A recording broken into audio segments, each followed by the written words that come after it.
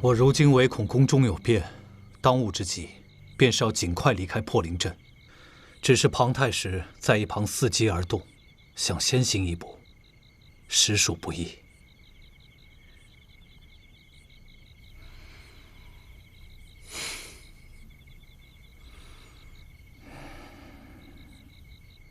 我有一个办法，只不过恐怕要委屈王爷了。且说来听听。狸猫换太子。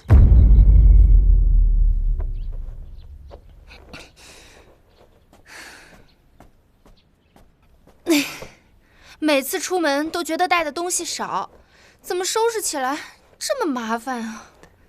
南姐姐，你终于收拾完了，这太阳都快下山了。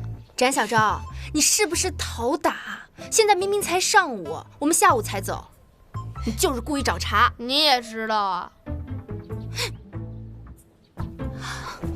梅神医，叨扰了。梅娘突然来访，不知所谓何事啊？白姑娘的名讳应该是阮籍的阮字吧？正是啊。想来何仙姑果真是白姑娘的奶娘，我与何仙姑师从一人，她是我师姐。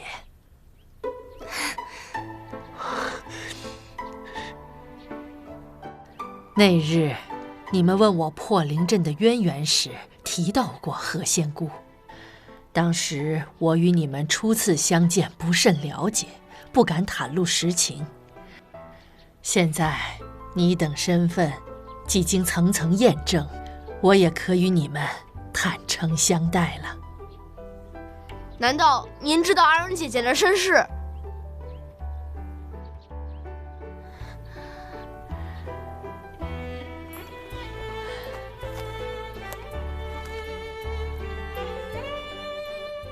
师姐曾交给我一封信，说有关白姑娘身世的答案就在信中。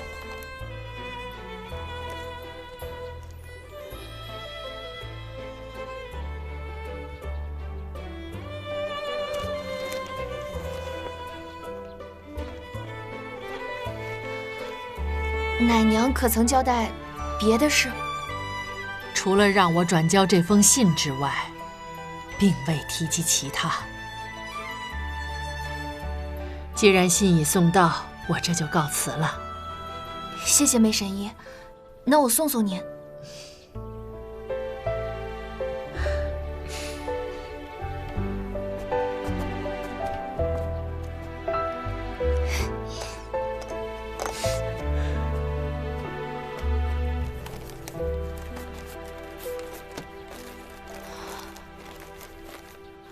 故园渺何处，归思方悠哉。淮南秋雨夜，高斋闻雁来。淮南，这诗里面提到了淮南，阿仁姐姐会不会是淮南人啊？提到淮南就是淮南人呀，要真这么简单，还写什么诗呀？故乡渺渺，不知身在何处。归思之意正浓，淮南秋夜正下着雨，却在书斋之中听见大雁的叫声，好像只是表达思乡之情，从字面意思根本看不出什么。这说和不说没区别啊！诗里面提到淮南的书斋，真正的秘密是不是藏在书斋里啊？不过淮南那么大，到底藏在哪个书斋呢？哎，这是唐朝韦应物的诗，莫非你想说小白身世的秘密是藏在韦公的书斋里？那也不是不可能啊。若照你们这么说，那能想的可就多了。这首诗是韦公出任滁州刺史时所写，他本是长安人，只不准小白的老家还在长安。包大哥，是不是信纸上有什么猫腻？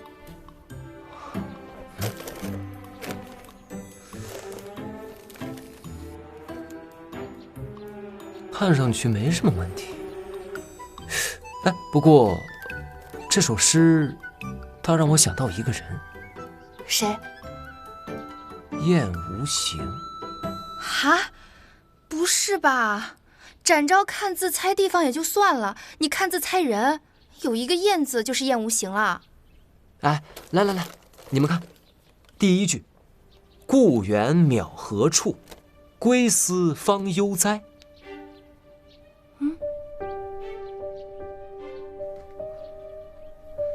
这一句有什么问题吗？既然思乡情切，又怎会不知道故乡在哪儿？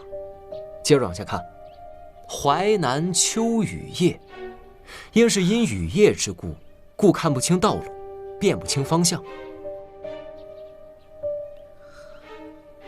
燕无形，行者道也。无形，想简单一些，也就是没有道路。正是。来，咱们看最后一句，高斋闻雁来。韦公到达滁州时，正好是秋天，此时大雁从北方向南方迁徙。那么飞来的大雁是否来自故乡呢？人一时找不到归乡之路，那么大雁会不会知道？前3句隐藏无形2个字，最后一句的雁，既是信，也代指传递故乡消息。竟然还可以这样解。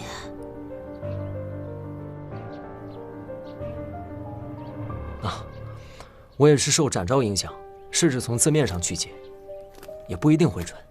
哎，这个解释确实是有几分道理。怎么会有这么巧合的事？这首诗肯定是想告诉我们这个。现在去问问不就知道了？对啊，走。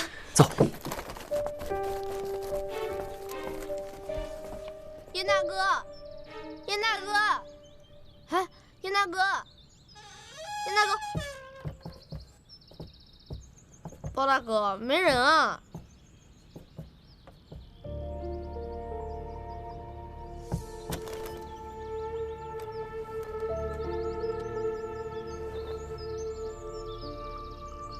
驻听风声，云深无雁影。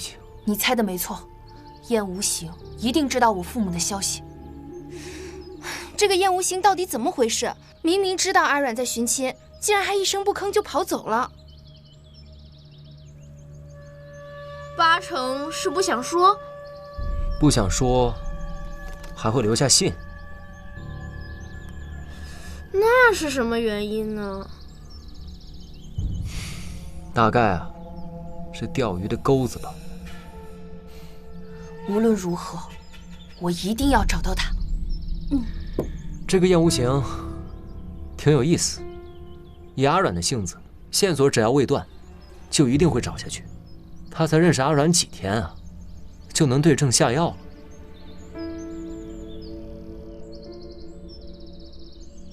这么想想，他当初用破灵阵制将我们引入万灵密阁，说不定也另有情由。细究燕无形之行事，颇像是被人私下豢养的暗卫。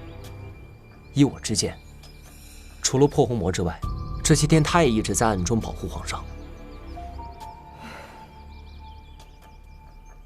他即便不是皇上身边的侍卫，他也和皇上必然有什么关系。先前皇上曾独自外出，想来是与他会面。此时燕无形一定已往京中。那咱们赶快上路吧。呸！说什么上路，这么不讲究。走吧。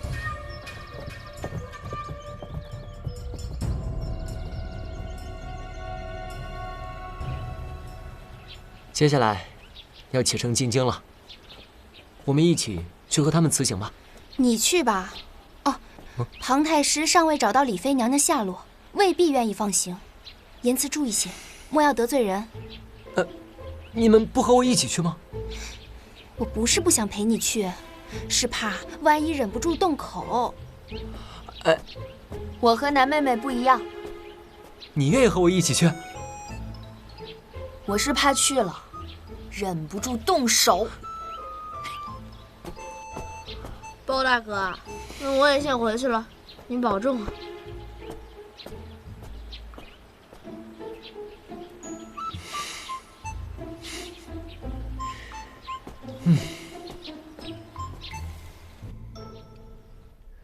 太师，我等因2个案子也耽搁不少时日，如今科举将至，需尽快进京，故而特来辞行。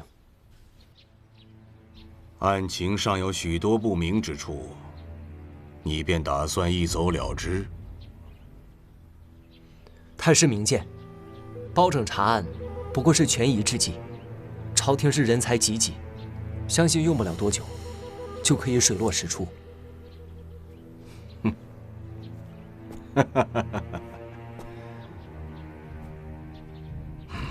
罢了，到底是前程要紧啊！老夫也不为难你。多谢太师。皇上离开之前，曾经召见过你。是。时间不早了，你回去吧。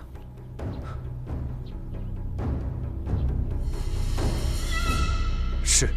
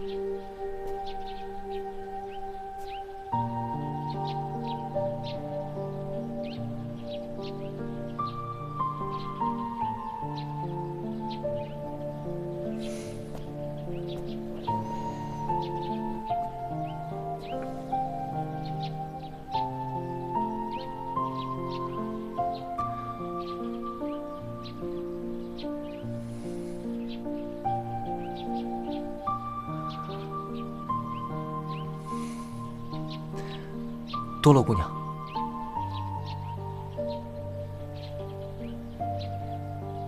这座盆栽是我娘初入破灵阵时亲手雕制的。如今虽故人不在，她却情貌依旧。即便这座盆栽永不枯萎，可那终归不是真的。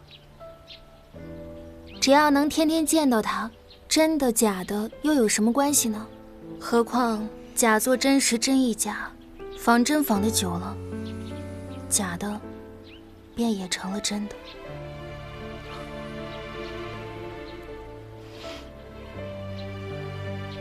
包公子是来与我辞行的吗？我等今日就要启程进京了。我们初次相见，也是在此处，短短几日，仿佛已经沧海桑田。说到底，人世无常，才是世间最难解的谜案。这人世虽然无常，但也可期。我相信有一天，你那位故人终会回来的。太迟了。最想要的东西，如果那个时候没有完美，即便将来能够圆满，也失去了原来的意义。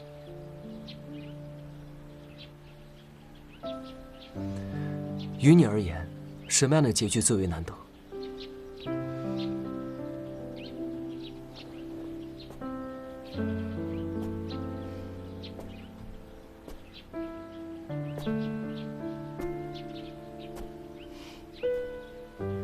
此父经年，过尽千帆人皆散，侧手犹望他。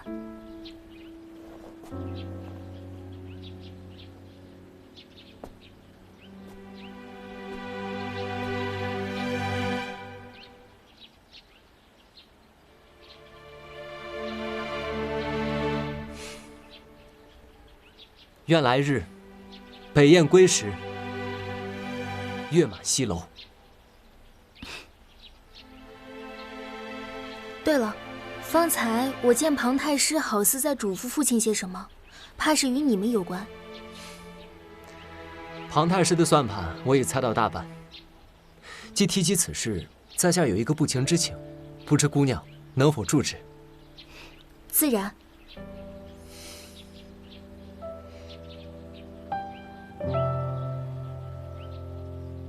阿整，走吧，请。多罗妹妹保重，你们也是。太师，包拯等人已经走了。你好生招待王爷，万万不可有所闪失。是，太师。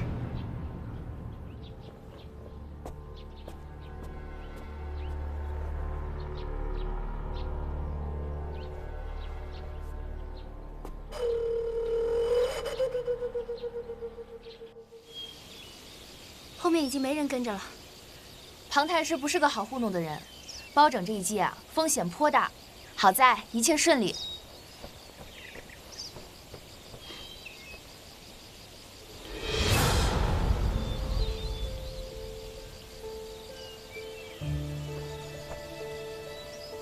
越精明的人想得越复杂。对付庞太师，越露行迹的计谋，说不定越有奇效。想必他万万料不到，有人竟然会如此明目张胆地回敬他一个狸猫换太子。若我没猜错的话，他到现在都没有发现，留在房间里的人，居然是包拯。只是庞太师为占得先机，定会想办法先我一步回京。恐怕包拯不好脱身呢。他们要办主的是王爷，不会与我们有过多纠缠。即便到时候恼羞成怒，刀剑相向，有展昭这个百中无一的好手，不会吃亏。王爷尽管放心便是。那好，本王便在京城等你们了。王爷保重，后会有期。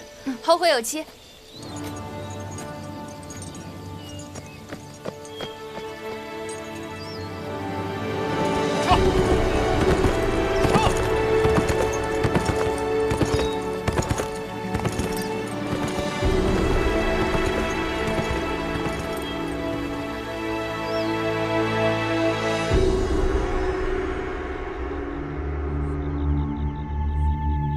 回禀太妃，属下已将何仙姑的书信交给梅娘，此时书信应该已经在白软软手上。如此一来，他必会入京寻你，终不枉费我费尽心思将人引到他们身边。娘娘，当初您将白软软引去包拯身边，齐奶娘又牵涉到宫中之案，如今再设此局，难道是他的父母亦与案情有关？这不是你该问的事。属下失言，请娘娘降罪。罢了，这一桩桩疑案，无论是当年还是现在，都与八贤王和庞太师脱不了干系。这宫里头眼见着就要变天了，日后的好戏还多着呢。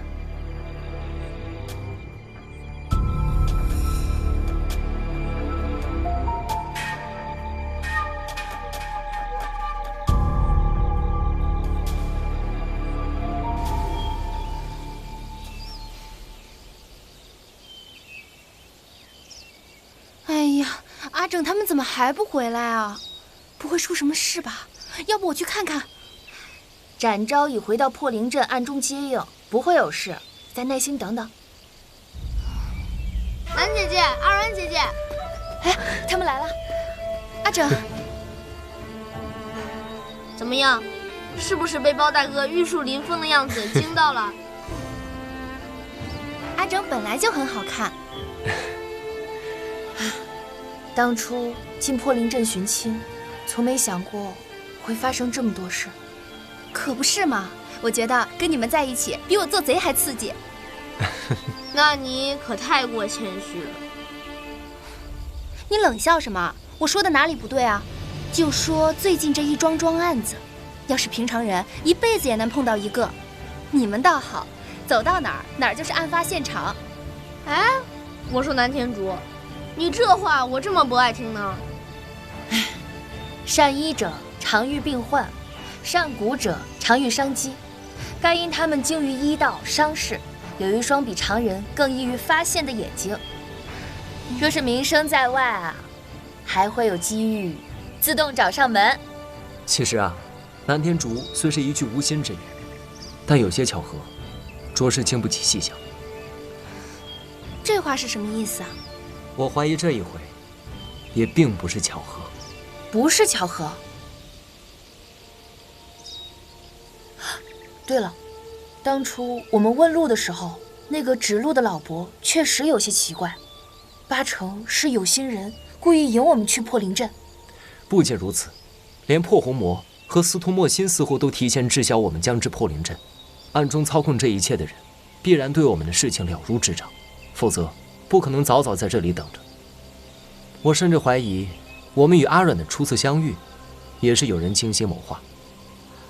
八贤王和庞太师在破灵镇见到我们的时候，一点都不惊讶，应该也是知道我们的行踪。会不会是他们？难说。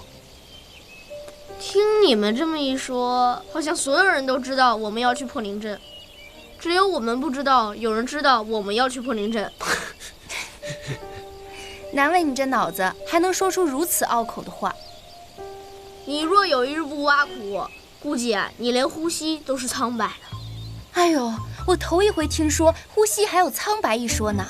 有道是世事无常，人心都能是苍白的，呼吸怎么不能？唉，近来的案子，不禁让我越发明白：生而为人，勿忘存善根。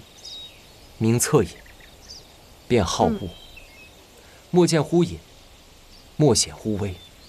故君子慎其独也。我们将来要做的，不仅是大公至正，还有守护人与真相的价值。要与恶念战，亦为善念战。善恶相搏，要时刻谨防自己变成恶人，或者又易冷心、冷情。如此，安能在若干年后道一句“不负初心”？包拯，你能吗？我能啊。不信，那不如你，若干年之后再来问问。好，好。时不我待，咱们赶紧去找阿策，一起启程进京吧。走。好。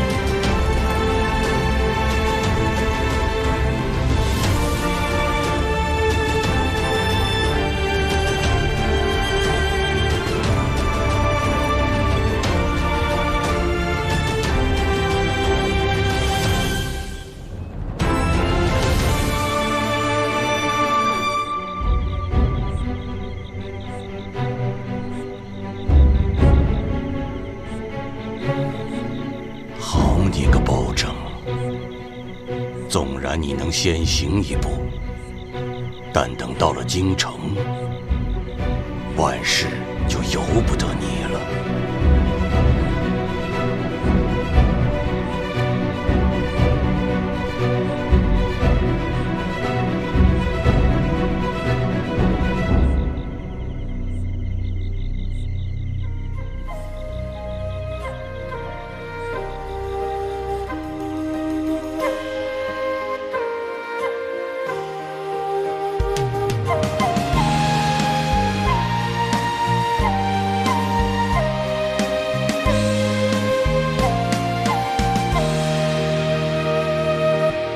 看青天在上，大道苍茫，怀一份信念，志在四方。说少年轻狂，却偏爱去闯，一路妖魔，又能怎样？揭开迷离的真相，盘根错节的过往，断案何须要公堂？铁面丹青也有儿女情长，蓄着力气，我便步步推理，案情难断，我有清醒逻辑。茫茫乾坤，狂争着朝纲，不负权贵势力纲常。花花世界，无欲则刚，却是大抱不平伤。